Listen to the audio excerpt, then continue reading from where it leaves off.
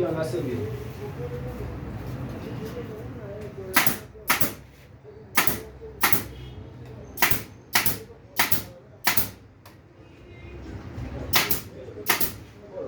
برو. من دارم میرم. نگاه کن مثلا من دارم. نگاه کن. از این نگاه کن.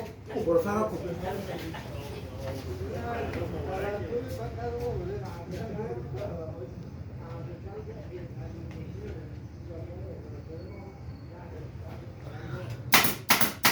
همه رو بس بنویسی بالا. آره. ای بابا.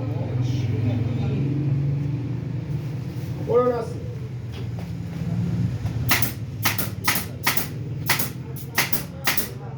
بذار بیام گوشیشو بگیرم. بعدی هم میبری. چی بودی؟